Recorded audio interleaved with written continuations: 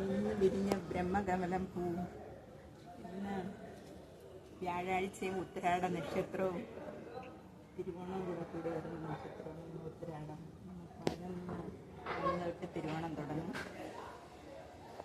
എത്ര പൂവാണ് വിരിഞ്ഞ അതും വലിയ പൂ. ഇന്നത്തെ ദിവസത്തിൻ്റെ പ്രത്യേകതയും ഉത്തരാടത്തിന്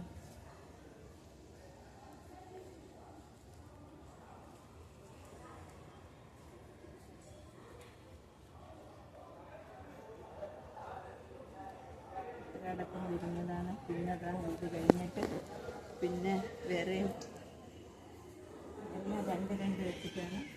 പിന്നെ രണ്ട് പൂ.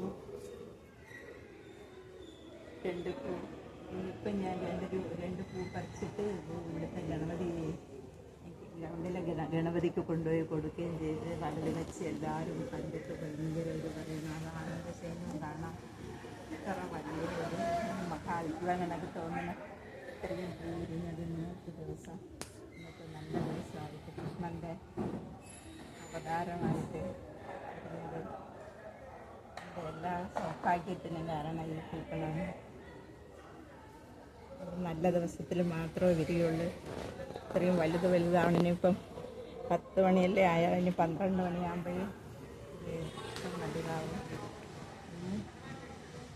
ഇതുകൊണ്ട് അകത്തായിട്ട് അകത്താണ് അതിനകത്തൊന്നും ഒന്നങ്ങ് ആയിപ്പോയി. അയ്യോ ഇത് ഇളകിയും പോയോ? എല്ലാം ആ സൈഡിലായിട്ട്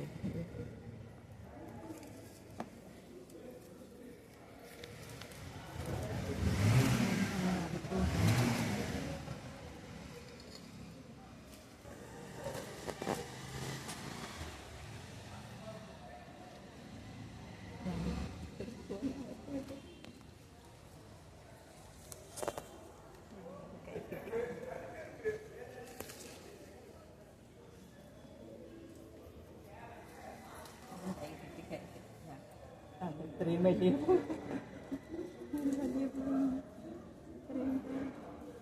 മൂന്നെണ്ണം, മറ്റേ അത് രണ്ടെണ്ണം,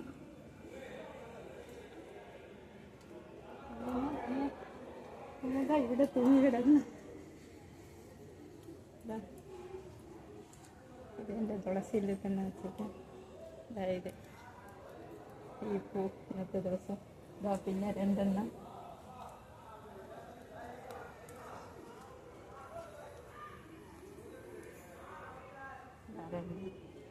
വലിയ പൂവായിട്ട് സന്തോഷം സഹിക്കാൻ വയ്യ. ഭയങ്കര വലിയ പൂ. ഗ്രൗണ്ടിൽ ഗണപതിക്ക് കൊണ്ടുപോയി കൊടുത്തപ്പോൾ ഇത്രയും ആൾക്കാർ നിന്നിട്ടും മേഡം ബ്രഹ്മകമലം വിരിഞ്ഞോന്ന് പറഞ്ഞുകൊണ്ട് ചോദിച്ച് 2 ഞാൻ പറിച്ചാൽ 2 പറിച്ച് കൊണ്ടുപോയി കൊടുത്ത് 3, 5, 6, 7 ഇത് 3 ഇത് 3, 6, 11 പൂവാണെന്ന് വിരിഞ്ഞത്. 11 പൂവാണ് വിരിഞ്ഞത്. എത്ര നല്ല മണം. ഇവിടെയൊക്കെ ചക്കപ്പൂവായിട്ട് എല്ലാവരുടെയും സഹായങ്ങളും ദിവസമായിട്ട് ഇനി 11 മണി വരെ നിന്നിട്ട് വീഡിയോ എടുത്തായിരുന്നു. 11 മണിയാകുമ്പോഴാണെങ്കിൽ അങ്ങ് ഇത്രയും വലുതായിട്ട് വിരി. അത്രയും സമയം വരെ ഇരിക്കണമല്ലോ എന്ന് വിചാരിച്ചിട്ടാണ് ഇപ്പോഴും എടുത്തത്. ഇപ്പോഴും അനന്തശയനം എല്ലാം കാണാം. ശ്രദ്ധിച്ചു നോക്കിയാൽ അനന്തശയനം എല്ലാം കാണാം. കൃഷ്ണ മഹാവിഷ്ണു